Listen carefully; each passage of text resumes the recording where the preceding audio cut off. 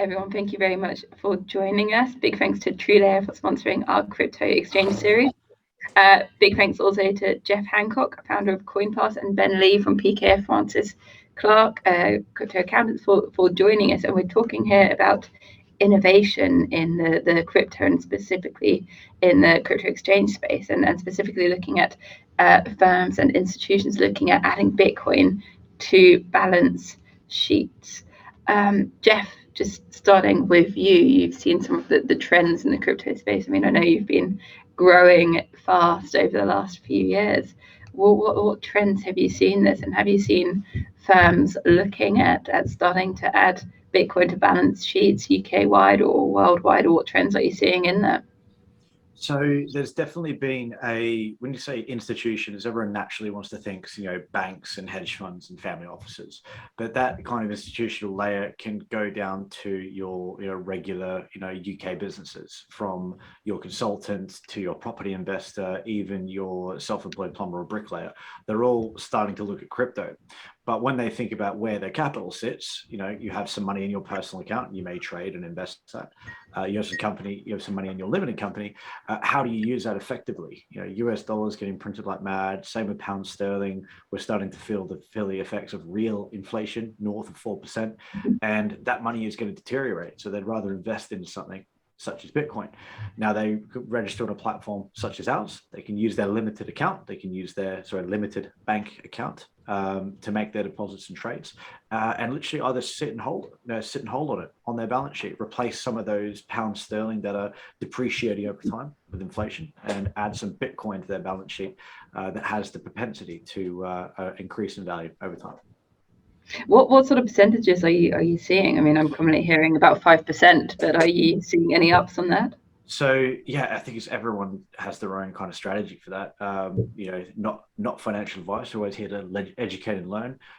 We see some people doing, a little splash of 1%. That might be £100, £1,000, all the way to people doing 5 to 10%, depending on the kind of cash reserves they're holding and how bullish they are on the future of crypto.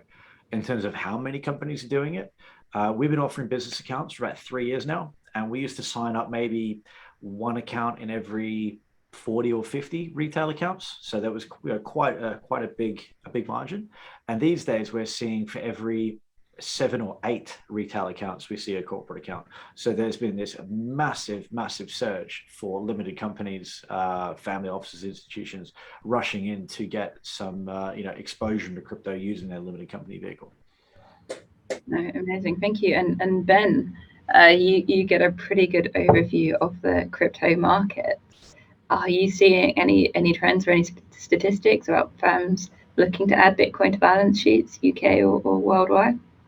Yeah, absolutely. But I don't have my finger on the pulse perhaps as much as Jeff does. But certainly just from where I sit, even within a traditional accounting practice, we are facing more and more queries from even more traditional businesses who want to get involved in crypto, want to know the best ways about going to invest, how they go about doing that. I think that's really great to see that people are engaging with this space, and it is certainly growing. Outside of the people that are, crypto through and through, that have crypto all over their balance sheet, it's great to see all these different other sectors now getting involved as well, and wanting to find out more about it. Brilliant, thanks. And I mean, for fans just starting to look at it, what would you do? I mean, what's the process for adding Bitcoin to one's balance sheet, Jeff?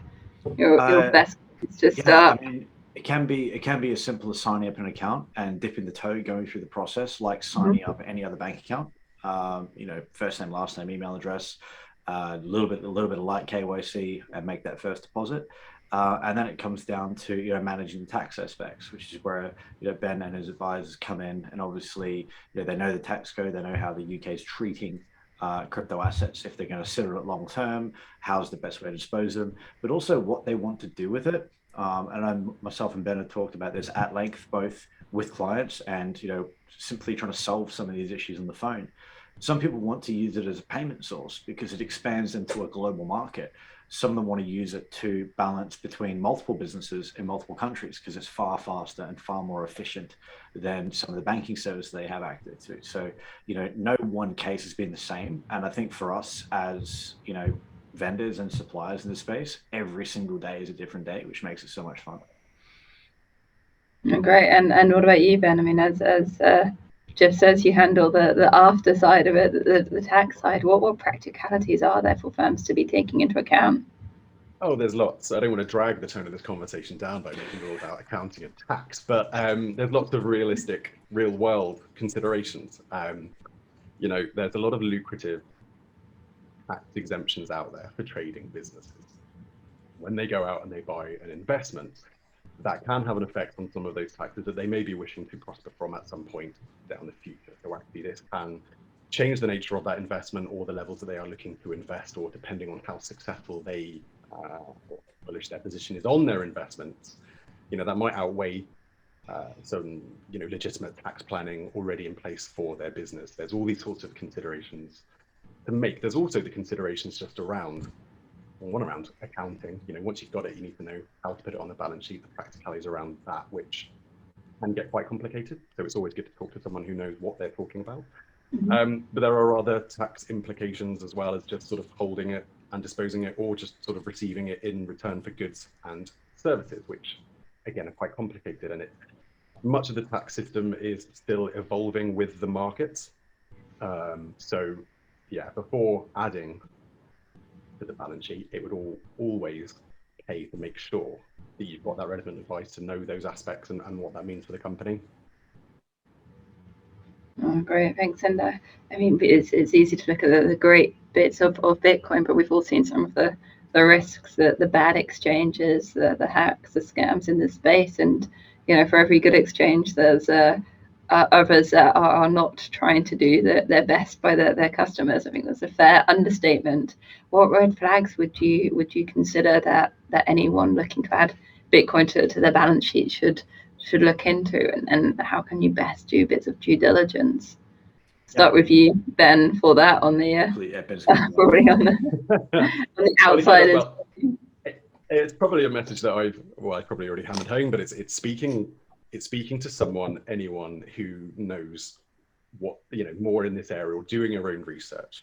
I've seen a poll recently that most people would go online to find out what it is that they're investing in. But also on that subject there, where you mentioned, Erica, about scams, actually, you need to make sure that you're doing things properly. Directors of a company have a duty to make sure that they are acting in the company's best interest. I personally have had clients, unbeknownst to me, go out themselves to look at doing this. Some of them, one of them unfortunately invested about £130,000. And I sort of asked, how did you do that? Oh, well, I got an email in the middle of the night inviting me to invest in some Bitcoin.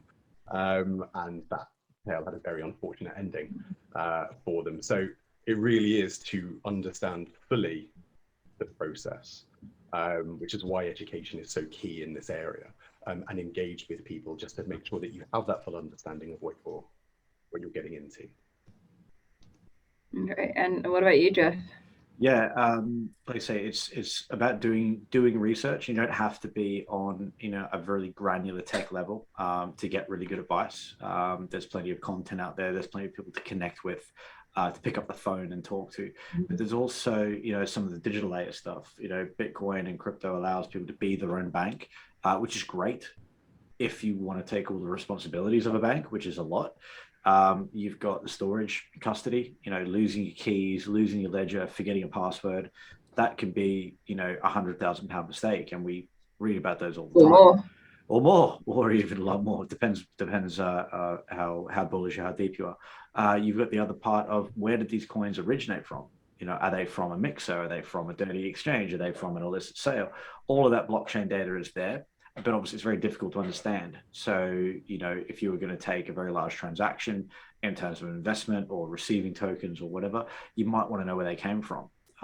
Same as if not, it was, like, say, dirty money, as we've seen in all the kind of movies, etc. And then after, where are you going to hold these long term? Are they going to be on an exchange? Is it a trusted exchange? Are they regulated by anyone? And, can you get these back to your bank? 0 point holding a token that's either illiquid, that might not be Bitcoin, or doesn't offer any way to get back to your bank account at some point in the future, which is what the taxman is going to want to see for a source of funds. So there's other things to consider. Some of them logistical, some of them security, but a lot of them as well. Where did these coins originate from? Yeah. I mean, stepping back from that, it's been notorious in the crypto space that user experience in crypto hasn't always been perfect in any definition of the word. Buying in, holding crypto, being able to store Bitcoin securely, and like you say, dealing with the accounting side. And we're seeing such massive improvements year on year. It was only a few years ago that it was really a sort of a complex thing to get involved, to be able to buy and store crypto securely and find somewhere secure to keep it and keep track of it. And now we're seeing far better user experiences, better exchanges, better custody, institutional grade custody. We're getting lawyers involved and like sort of accountancy softwares that can track everything. And then also on the crypto analytics side, can track everything that they want to. How are you seeing crypto exchanges and, accountants and companies like Ben's joining forces to sort of get a better user experience, a safer customer experience, and enhance the ecosystem? What practical steps are you seeing in that, Jeff? Making content like this for avid listeners in the crypto community, definitely. Good answer. It's definitely down to joining forces, and the market can only get bigger with more people in it. It's a very simple mathematical equation. Let's not go into Bitcoin and 21 million and blah, blah, blah, blah, blah.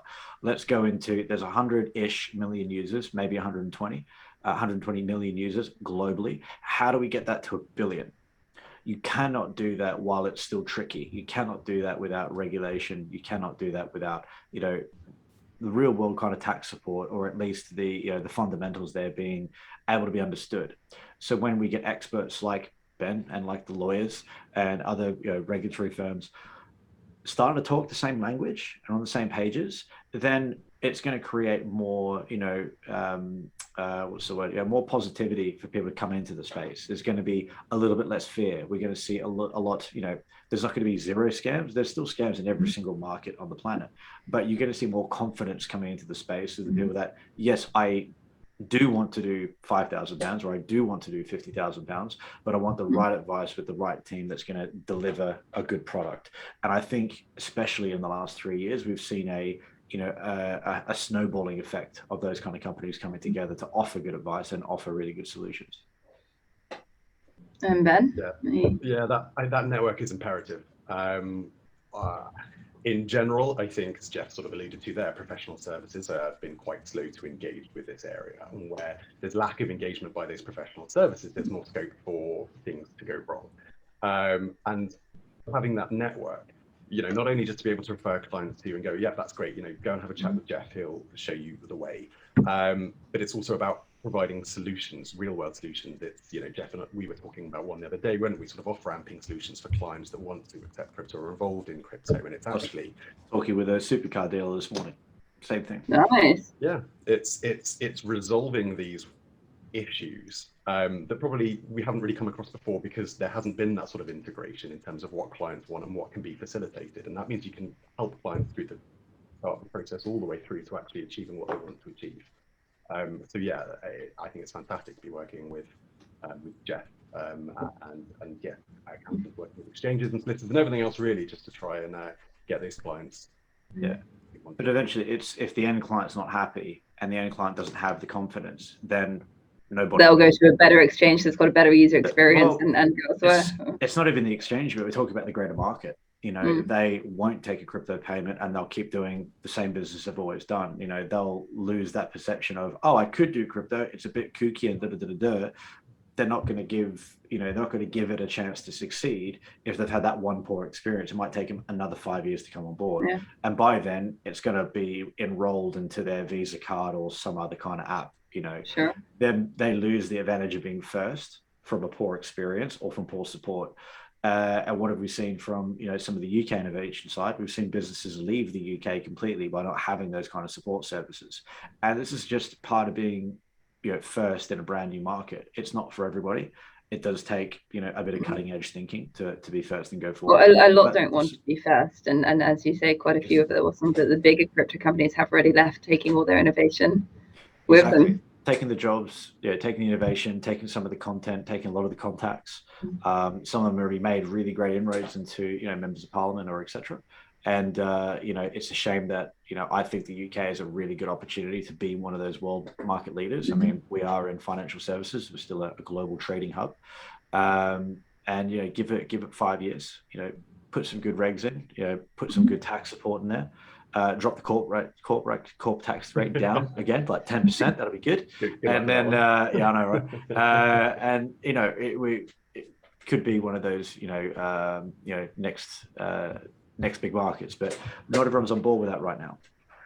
Right. I mean, Ben, to sort of chuck the question at you, and without needing to name any names, as crypto exchanges and crypto exchanges. That's a fair comment. How far are you seeing some going? I mean, obviously you've got the two ends of the spectrum. Are you seeing more of the sort of the exchanges that were less willing to sort of comply with regulators? Are you seeing them more now go towards regulation and going towards, for example, partnering with accountants and accounting softwares, or is it more the ones that were always aiming to do that from the start that you're seeing an expansion of? Can you display any trends in that space? I would say it's probably the latter. I think it's still an incredibly new area for accountants to be even working with exchanges, if I'm being honest. Certainly from a client perspective, those that have been looking to seek FCA registration and are going through that process is providing the people that sort of are looking or have accountants already, but are the kind of individuals, businesses, perhaps the more traditional side of things, that want those sort of layers of comfort. I think they are taking a lot of solace in the processes that certainly UK exchanges are going through when with all things with the FCA. I think that's, if I'm honest, it's so new in the world of accountancy. I have very little other information to share with you other than that. I'm afraid it's certainly going to be a growing area. But as you can say, some of the quality of the data you have to work with is not up to spec that you get from banks and that you get from other societies. And you kind of have to fill the gaps in because, it's a taxable event, but you're talking about Ethereum and US dollars. So actually, what was the pound rate at that time? You have to do a lot of extra work just to make it work. So it's kind of like you're going against the grain before you even get started. Yeah. I mean, just lastly, where do you see this going? I mean, obviously, in terms of companies adding Bitcoin to balance sheets and the future of holding crypto, Elon Musk and Michael Saylor have been some of the bigger names that have driven publicity and tweets towards this. What else do you see driving this? I mean, other than seeing Bitcoin as a hedge or seeing Bitcoin as potentially going up in value, are there any other factors that you really see driving companies towards wanting to, or driving people towards wanting to hold Bitcoin? I think so. I think any business that wants to grow their user base, wants to enter new markets, will experiment with new tech from having, something as simple as like a bank account that supports multiple currencies. I mean, you can sign up to a TransferWise or a Revolut account as a business now, very simple. And you can have, 35 fiat currencies coming in and your business can be global, when we see more companies adding it as a payment source, as a treasury tool, and start to use the product intuitively, I think we're going to see a kind of like a next level kind of globalization layer. The more networks we added to Bitcoin, it will bring the volatility down over time. You'll see traditional bricks and mortars like gyms, cinemas, casinos, supercar vendors, regular car vendors, all of those kind of things that support an element of crypto. It's then a very easy next step to like, what about Ethereum? What about stablecoins? What about X? What about Y? What about Z? So I think once we get the initial, the bigger players over, you get the smaller players coming in. Visa card and MasterCard have kind of announced that they'll be offering services of both fiat and crypto that are what they call FX agnostic. Now, I don't really know what that means, but I mean, it basically says all the offerings under one roof. Now, that's very powerful for a business that wants to grow and wants to have all the tools enabled to them. Thanks. Yeah, Ben, any last thoughts? So I think regulation and actually perhaps more engagement by government bodies. I obviously am a tax advisor, but HMRC is working on their crypto asset manual. But a lot of what we get is people who are coming to us saying, "Look, this is something we want to get involved with, but We don't know what the rules are here. We don't know what's going on. And the difficulty there is actually it sort of fits into a lot of already predefined tax pots. But people want to understand it from what they know about this area, and they can't find that information out. And I think actually more engagement on that side of things to give people a greater layer of comfort around that would help them be more engaging. Great. No, well, thank you very much both to Jeff and Ben for joining us, and big thanks to TrueLayer for sponsoring the Crypto Exchange series. Thank you very much, guys. Thanks for joining.